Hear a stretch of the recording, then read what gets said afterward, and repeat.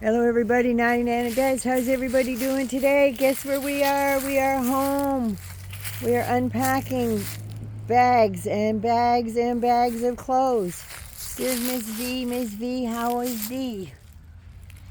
Yes, we're back. So here we are in my own backyard. It's been hard coming back and seeing stuff, and then all the cleaning that we're doing, and been going steady since we moved back in Monday morning. And a lot of it, they started bringing our stuff back. I had no idea how much stuff we had. They would bring back stuff on hangers, and there would be like one hanger would have one of my cloth napkins on it. One hanger. Oh my God. So that's 8 hangers for a set of 8 friggin' napkins. And then another one for the tablecloth. Oh my God, 1 pair of mitts, 1 hanger. Oh my God. So yeah, all that stuff was going on. But here we are. We are back, and I'm about to do a rant. It's been so long. I'm so excited to be back home. You have no idea. Look at everything's all dying behind me there. Look at that. Ain't that something? That's all gonna be gone. It's all turning. So anyway, what did you think of the debate last night? Did you love it as much as I did? There's something in the bushes there. Something flapping around in there. Anyway, so yeah, the debate. When it started, I thought, oh, I was a little disappointed. I thought it was going to be boring. But you know what? I think the first half, I think it was a tie. They were giving as good as they sent. It was very civil. Got to say that. It was very civil, and that's one thing they teach in debate class. Be civil, right? Give the other person their due. Well, they did. They both did. So I was kind of impressed with that, actually, that they took time out there. But JD came off as very confident, polished for sure. But he's done this once or twice before. Even before they started running, Governor Walz told Kamala, he said, I don't do this debate thing very good. It's not a problem. Vice President's debate, right? And I really got ticked off all the way through that he said, well, person, your running mate didn't do this while they were in office, and your running mate didn't do that when they're in office. And it's like, well, no, because she's vice president, and she only carries out the duties that the president gives her to do. She doesn't have any control over policy, and she certainly doesn't introduce policy. So where they're getting that from is way beyond. So he kept up and kept up, but all he did was he lied his ass off the whole time. Like Governor Walz had a hard time spitting out a couple of things, but you know what? He told the truth, right? That Tiananmen Square thing, big goddamn deal, nothing to do with politics. But he did add after that when he said, don't think President Xi and the Chinese regime is something I look up to, because I don't. That was good. On a bunch of things, the moderator, one of the things he said, she come back on him, and he got all pissy with her. He's going, well, and I can't believe he said this out loud, because I stood there and looked at the TV and it was like, he said what? Yeah, I thought you couldn't fact check me.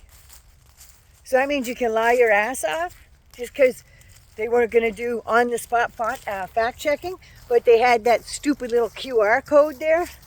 Come on, like, I'm pretty okay with my cell phone and doing what we're doing right here. I'm pretty good with that, not too bad at all. But there's a lot of us seniors out there that don't do the QR code. You know what I mean? So there's that. So we had going on about, I thought you couldn't fact check me. But I don't know. I think in the end, Governor Walz was the winner.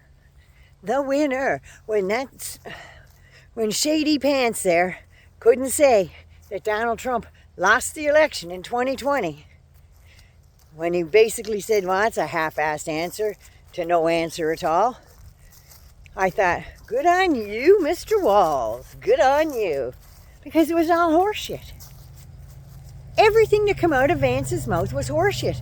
And he wouldn't even give the Haitian people a friggin' break when he was proved wrong by everybody, including the governor of his own state. And all the other Republicans, the mayors, all that stuff. All told him that he was wrong, that didn't happen. Those people were there legally. Now, some of the children are afraid to go to school because they might get blown up at school.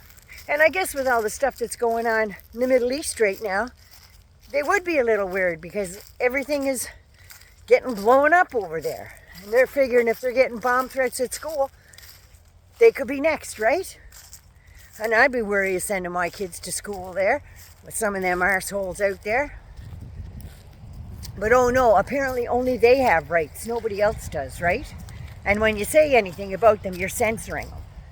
That was another thing JD said too, that Kamala was censoring people about COVID. She was telling people to shut the hell up about stuff that wasn't happening and going to cause people to be, to get sick and stuff like that, telling lies.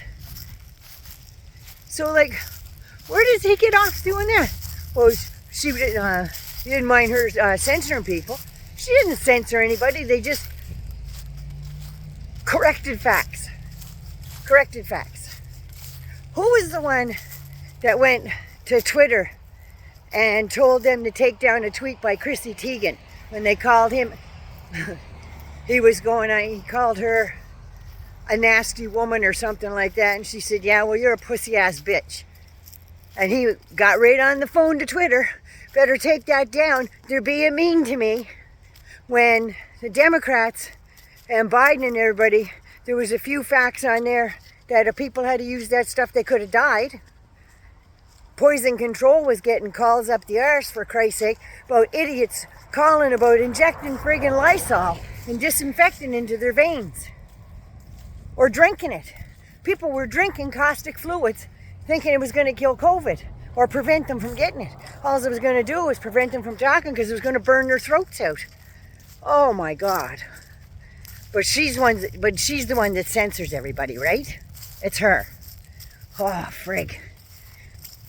I don't know, man. They don't seem to, I know they don't care about you, but you think they would care about their own family, which is part of the collective you, right?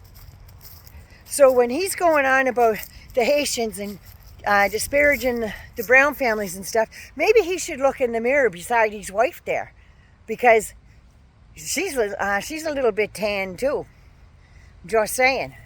And his sweet little kids. Oh my God, he's got gorgeous little kids. What do you think they're going through with knowing that their father is spewing that garbage about their friends at school? Vivi, come.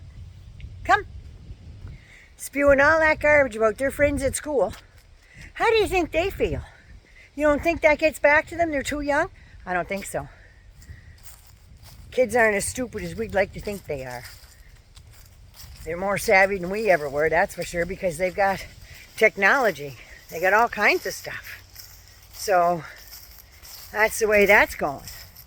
So anyway, I have ripped off on this enough. I've got one coming up on a MAGA judge that just got indicted in Nevada. Yeah. So tell me again how great MAGA is. Every time you hear indictments these days, it's another MAGA fool, right? Every time we heard about people cheating in the elections, it was a Republican. And they went on again about all the talk that Democrats are doing is what took those two guys to take shots at Trump. Did he once say that those two Republicans took a shot at the former president? No, didn't say that once. Not friggin' once did he say that. He just kind of, because of what the Democrats are doing, so therefore, must have had something to do with Democrats that the incident occurred, right? Arseholes. Oh, there's some of the stuff that burned in my garage. Huh? My stairs. Yeah. Anyway, we're going to go inside now. Going to go give Vivi a treat. If you're new to the channel, give me a subscribe. Like me, love me, share me. And please take care of you first so you can take care of somebody else. The voice is still gone, but who cares? I'm here, I'm home, and I'm really happy. Anyway, you take care of you first so you can look after somebody else. Naughty Nanny does love you so much. Mwah. Ooh, take care of you first. I love y'all. Good to be back.